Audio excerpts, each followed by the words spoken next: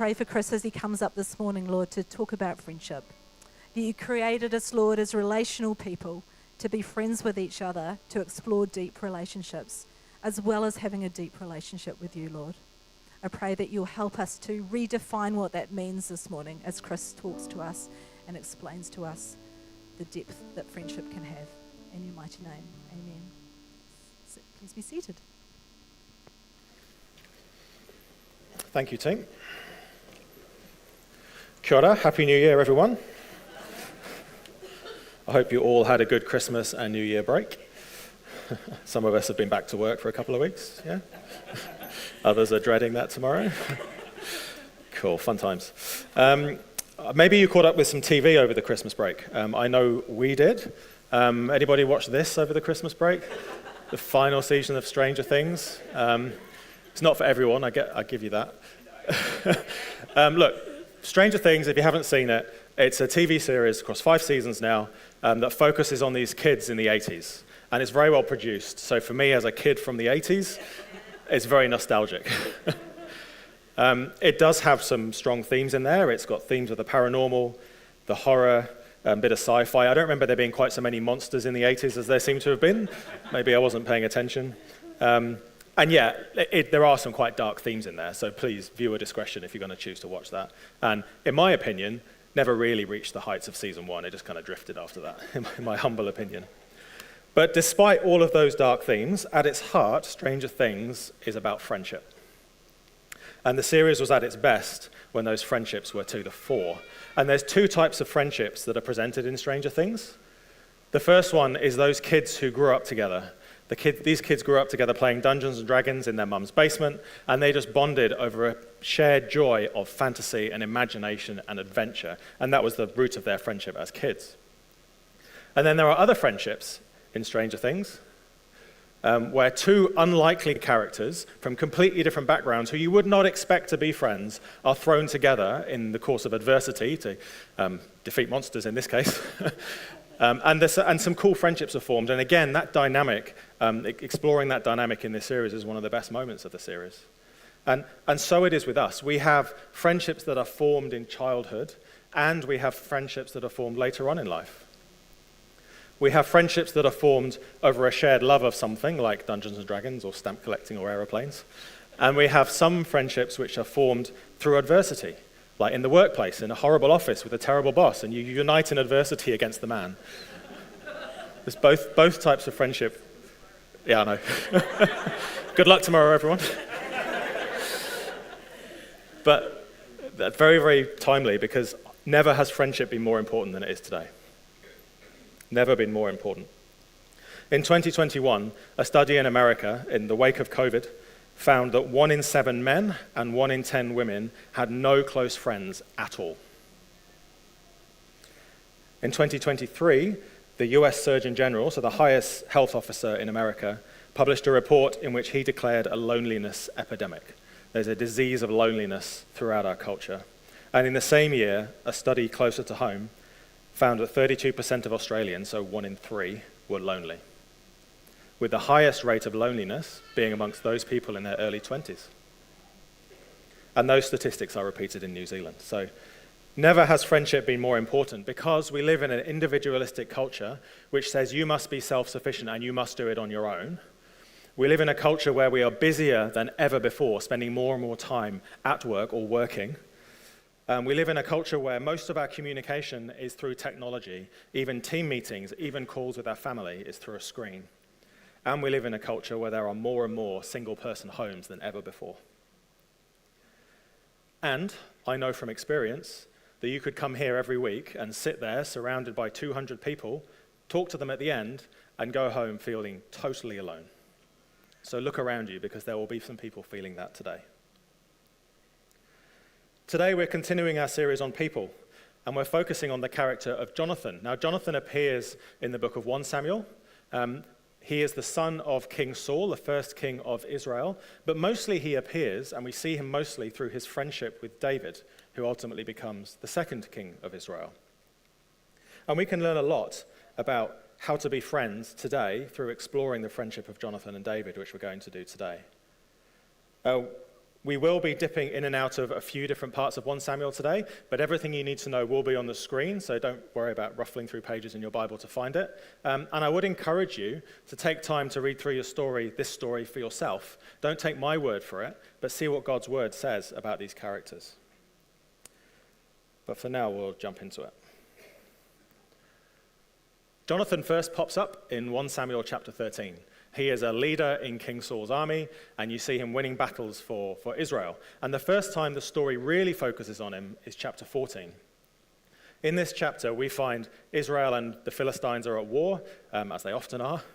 In this chapter, Israel are camped, and next to where they're camped is a big ravine.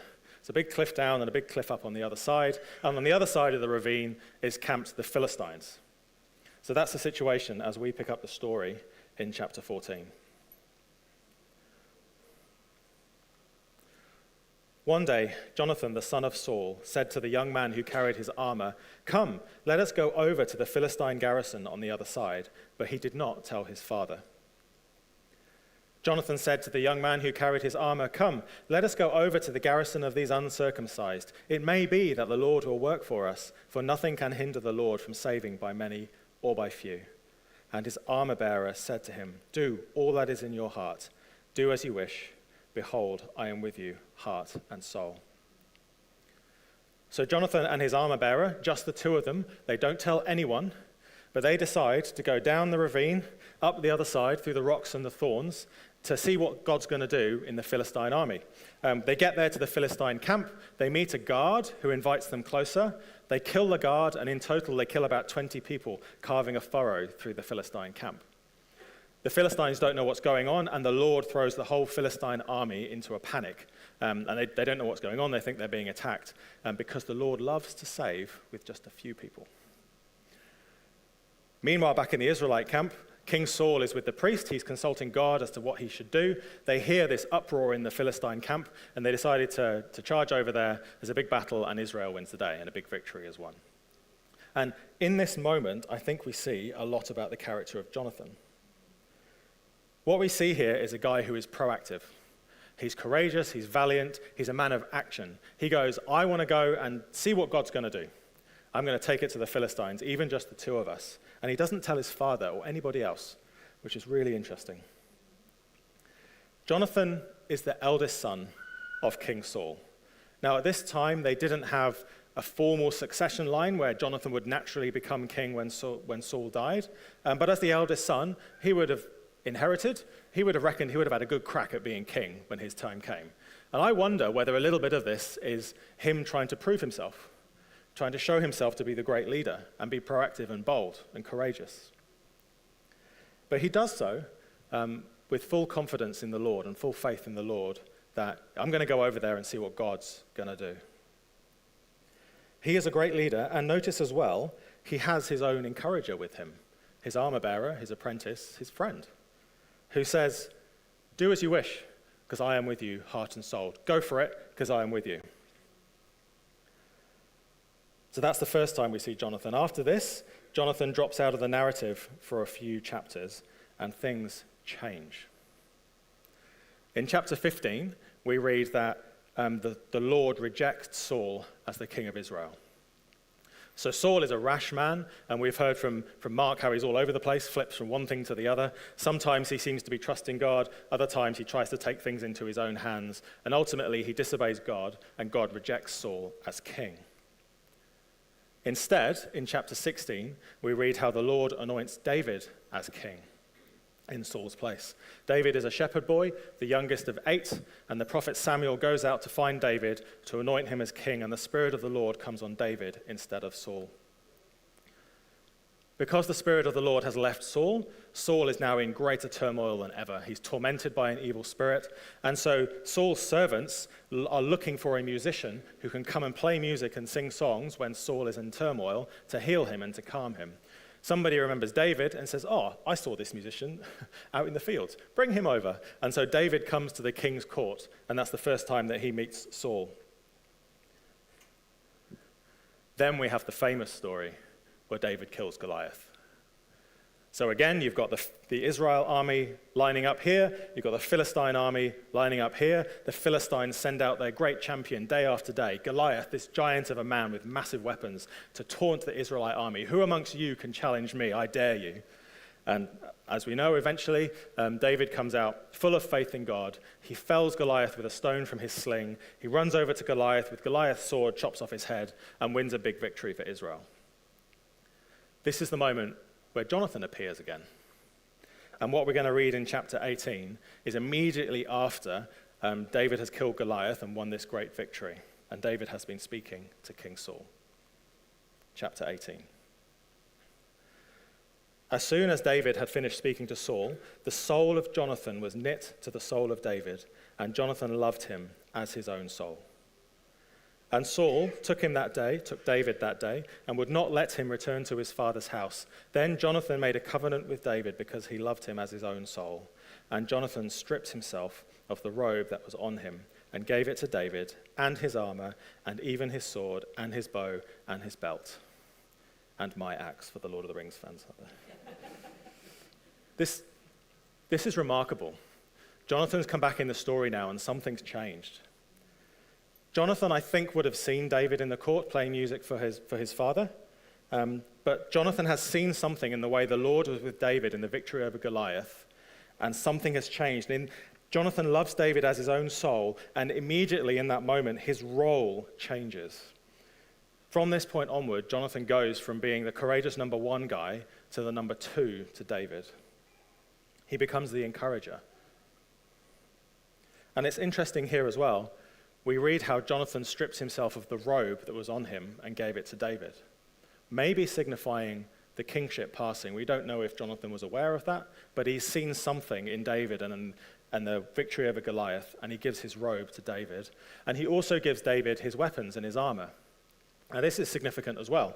At this time, the Philistines did not let the Israelites have any blacksmiths. All the blacksmiths were with the Philistines. It's a way of keeping Israel oppressed, because if you were an Israelite farmer, you'd have to go all the way down to the Philistines to get your tools sharpened.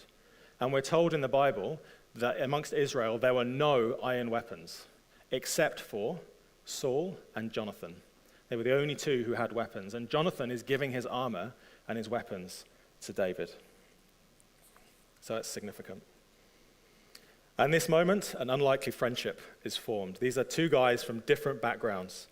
Jonathan is the eldest son of a king. David is a shepherd boy. Jonathan is the eldest. David is the youngest. Jonathan was strong and courageous, probably a big guy like Saul prized. David did not have impressive stature, but he was handsome and a musician. Both of them were courageous and valiant in battle.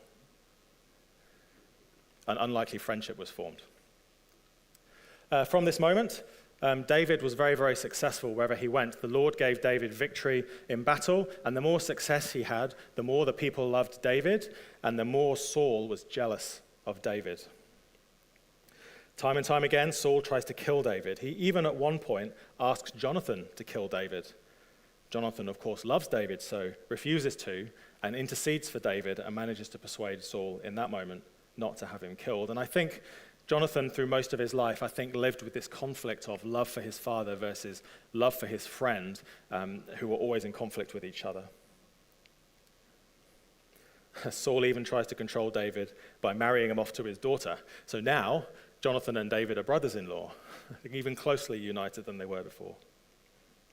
And by the time we get to chapter 20, we get a real sense of how deep their friendship is. There's complete trust between these two men, and Jonathan is able to say to David, "Whatever you say, I will do for you." Very similar language to what the armor bearer said to Jonathan at the beginning, but the role has switched, and Jonathan is now the encourager to David. At this part in the story, in chapter 20, there's a feast, a festival for the new moon. Saul is hosting the feast, and he expects that David will be there. David's not sure he wants to go because he thinks his life is still in danger. So what he agrees with Jonathan is that Jonathan will go to the feast. He'll sound out Saul, take his temperature, work out whether it is safe for David to return or whether he needs to flee again. And so we're going to pick up the story in verse 13. Jonathan says, "But should it please my father to do you harm, The Lord do so to Jonathan, and more also, if I do not disclose it to you and send you away, that you may go in safety. May the Lord be with you as he has been with my father. If I am still alive, show me the steadfast love of the Lord, that I may not die. And do not cut off your steadfast love from my house forever, when the Lord cuts off every one of the enemies of David from the face of the earth. And Jonathan made a covenant with the house of David, saying, May the Lord take vengeance on David's enemies. And Jonathan made David swear again by his love for him, for he loved him as he loved his own soul. We don't know at what point in their friendship Jonathan realized that David was going to be king, but he knows it by now. He says, May the Lord be with you, David, as he has been with my father, the king. And he says, the Lord will cut off every one of the enemies of David from the face of the earth. And because he knows this, he also makes a covenant with the house of David, a promise. And this is a promise that David remembers later in 2 Samuel. And later on in the story, you'll read how David remembers and is kind to Jonathan's descendants. And they recommit their love. And we have this phrase where they love each other as his own soul. And I think this is really telling. I think this means they are totally trusting and transparent. Jonathan loves David as he loves himself. They are completely open with each other, as you would know your own soul. This is not just a superficial friendship. They would have shared hopes, dreams, fears. They would have bore each other's burdens. And remember, these are two mighty heroes of Israel, mighty warriors being totally vulnerable with each other. Anyway, the feast happens. Saul does ask Jonathan where David is. Jonathan makes an excuse for David. And Saul totally flips out and rages. Then Saul's anger was kindled against Jonathan, and he said to him, You son of a perverse, rebellious woman, do I not know that you have chosen the son of David to your own shame and to the shame of your mother's nakedness? For as long as the son of Jesse lives on the earth, neither you nor your kingdom shall be established. Therefore send and bring him to me, for he shall surely die. Well, that's pretty clear. That's pretty clear it's not safe for David to return. And also, look, even Saul at this point realizes that if David is alive, Jonathan will not be king. So he rages at him and he wants him to die. And in his anger, Saul even tries to kill Jonathan in his rage. While this has been going on, David is hiding out in a field, and Jonathan and David have arranged a signal. So Jonathan goes out to the field, and they've arranged a signal with arrows. So Jonathan's going to fire an arrow, and depending on where the arrows go, David will know whether it's safe to come back or not. It's not safe. Jonathan sends a signal that it's not safe to come back. And we pick up the story again in verse 41. David rose from behind the stone heap and fell on his face to the ground and bowed 3 times. And they kissed one another and wept with one another, David weeping the most. Then Jonathan said to David, Go in peace, because we have sworn both of us in the name of the Lord, saying, The Lord shall be between me and you, between my offspring and your offspring forever. And David rose and departed, and Jonathan went into the city. So this moment is the emotional parting of 2 great friends. David has to leave. He has to run for his life. Jonathan has to go home to his father, King Saul, who wants to kill his friend David. And there are tears. It's emotional. And at their parting, we have this phrase where the Lord shall be between me and you. This special friendship that David and Jonathan had was founded on their trust in God. It was rooted in their love for God above all else. And the eternal nature of God was the foundation of the eternal nature of their friendship. From here, David is just on the run for his life for the rest of the book of 1 Samuel. And Saul is chasing him, trying to find him and kill him. David finds himself living in a cave, gathering men to himself in the wilderness. And we see Jonathan one more time in the story. While David is in the cave, at the low point in his life where he is in great turmoil and anguish, he's written some psalms from this time, so we know how he's wrestling. His life has been in danger for so long. He's completely on his own. He's at his end. This is the moment where Jonathan comes to David in the wilderness. David saw that Saul had come out to seek his life. David was in the wilderness of Ziph at Horesh, And Jonathan, Saul's son, rose and went to David at Horesh and strengthened his hand in God. And he said to him, "Do not fear, for the hand of Saul my father shall not find you. You shall be king over Israel, and I shall be next to you. Saul my father also knows this." And the two of them made a covenant before the Lord. David remained at Horesh, and Jonathan went home. Imagine, Jonathan came to David at great risk. He would have been seen as an enemy spy by David's men, and if Saul found out about it, he would have been seen as a complete traitor. He was risking his life to come to David in the wilderness at his low point. He comes at great risks, and he strengthens David, and he reminds David of God's promises that you shall be king over Israel, and I shall be next to you, and even Saul by this point knows it. And they recommit their friendship together. And as far as we know, they don't meet again. The friendship between Jonathan and David is a unique thing. It's a unique thing amongst the Bible. It's special. Obviously, there's Jonathan's willingness to lay aside the kingship. A couple of weeks ago, Mark told us the story of Jephthah from Judges, a guy who did not know how to step back and let go. Jonathan 100% knows how to step back and let go. David was the true king of Israel, but for the kingship to formally pass from Saul to David, Jonathan had to give it up. Otherwise, it would be far more messy and harder than it already was. But he did so because Jonathan loved David as his own soul, which meant he empowered him, he enabled him, he protected him, he advocated for him to his father Saul, and he came at great risk to strengthen David in his darkest hour and remind him of God's promises. And throughout it all, God was at the center and was the foundation of their friendship. It's special. How do you define a friendship like that? C.S. Lewis, who wrote the Narnia series, also wrote a book called The Four Loves. And in this book, C.S. Lewis describes the different types of love that we experience in this life. There's romantic love and family love and friendship. And this always stuck with me when I read this. C.S. Lewis says that friendship, true friendship, beyond just being a companion, but true friendship, is born in that moment where you meet someone and you say, "What? You too? I thought I was the only one." If you know in that moment where you're chatting to someone and suddenly you realize the other person sees things the same way you do and has similar passions to you and thinks things through the same way that you do. And in that moment, amazing friendships can be born. And I've known that. And I also like this definition from Tim Keller. He says, "A friend is someone who always lets you in and never lets you down." And without a doubt, Jonathan and David would have always let each other in because they loved each other as their own souls, who would have borne their hearts to each other. And without a doubt, Jonathan never let David down, at great risk to himself. Do you have a friend like that? I'm socially awkward, right? If you've met me, you know this. If you haven't met me, you go, "What? But you seem so confident on stage, Chris." Well, let me let you into a little secret. I've had about 2 months to work out what I'm going to say now. And I've had a practice at 9 a.m. And I'm talking at you and not giving you a chance to talk back at me, right? If me, socially awkward me, can know friendships like this, then you can.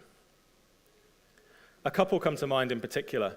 There was one friend who was really important to me as a child. We bonded over silly games, a love of cricket, and just generally messing around. It's a little bit like those kids playing Dungeons and Dragons in a basement. We just got on like a house on fire. And we did talk about absolutely everything. And he eventually became my best man at our wedding. And so that was one of those friendships that was really important for a stage of my life early on and was formed in childhood. Another one comes to mind in my 20s, and we were kind of thrown together, and I definitely had that moment where I go, "What, you too? You think about that the same way as me?" I definitely remember that light bulb moment, and we bonded over a love of Tolkien, music, old hymns, good whiskey.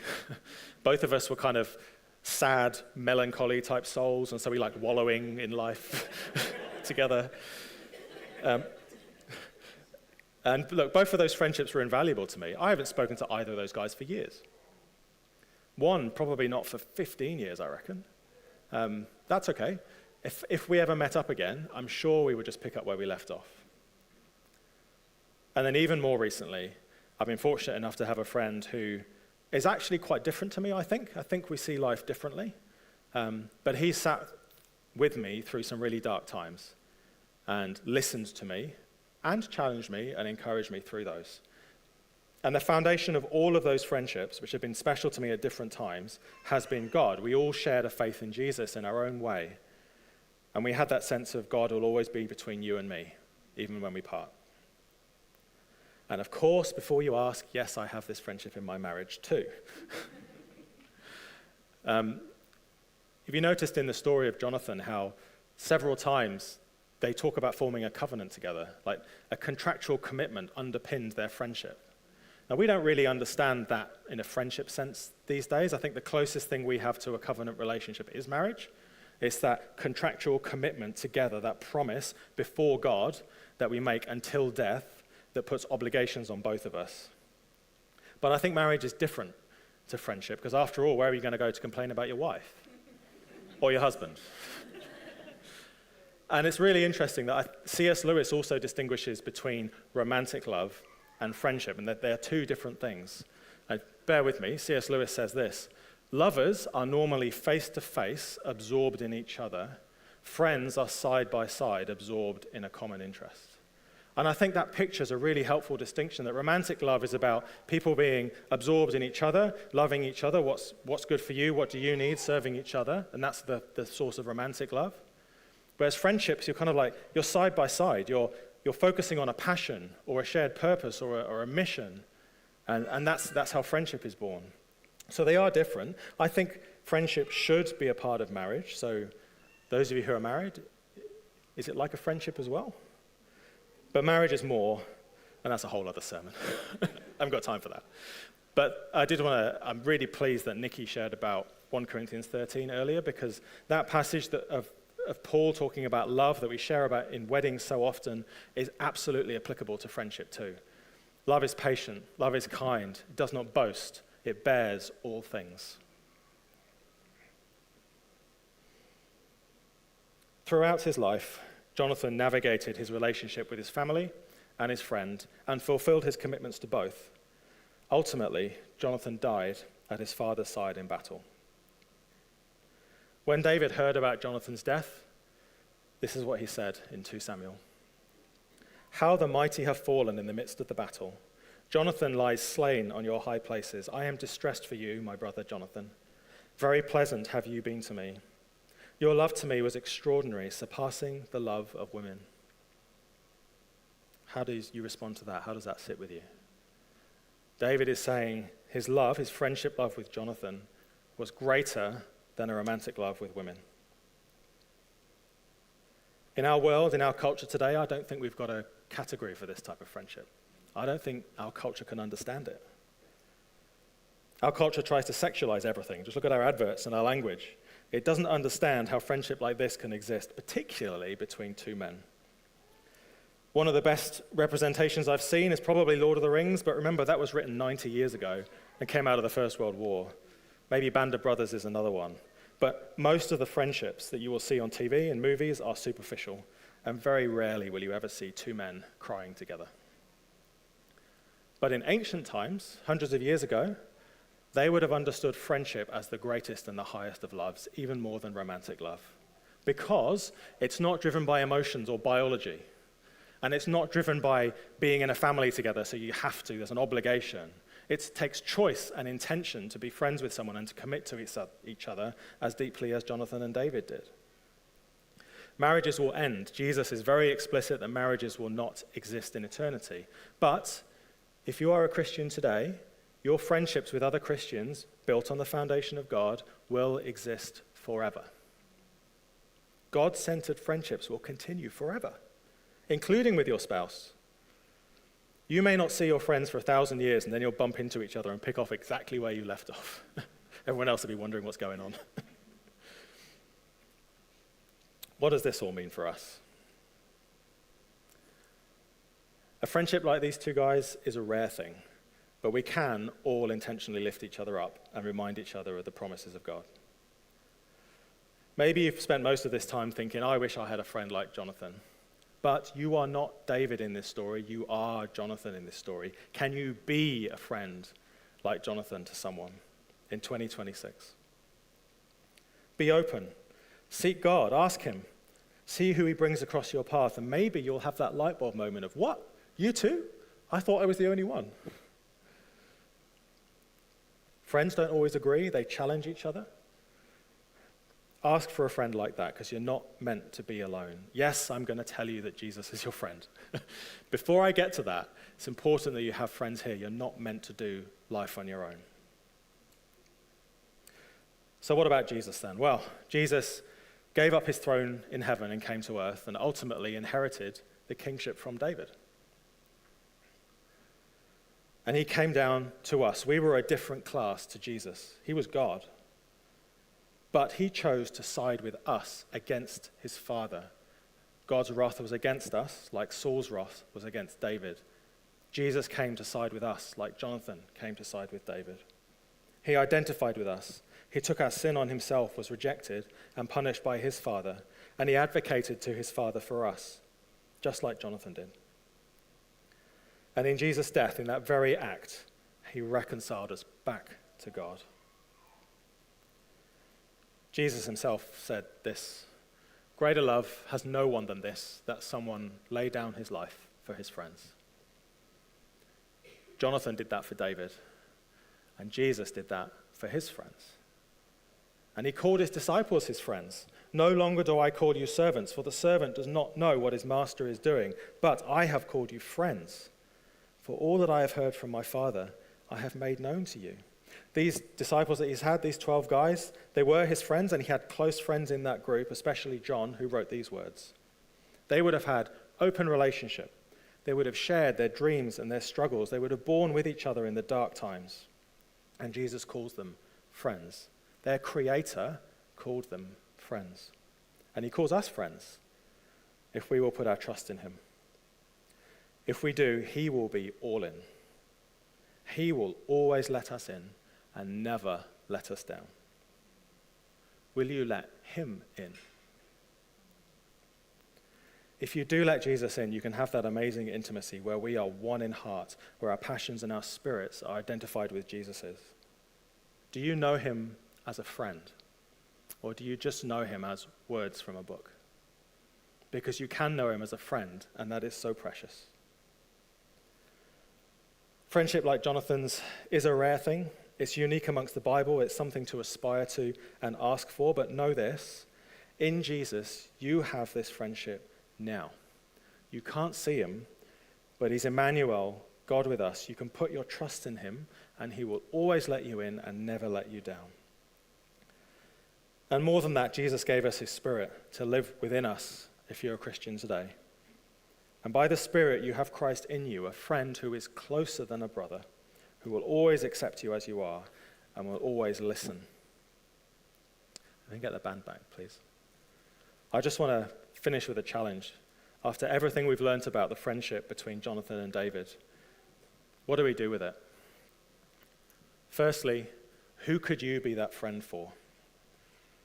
Who has God put into your life? Who will you intentionally prioritize?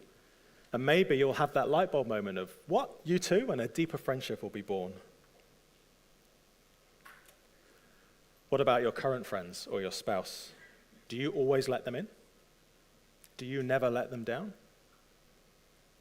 Maybe you need to recommit to someone this year.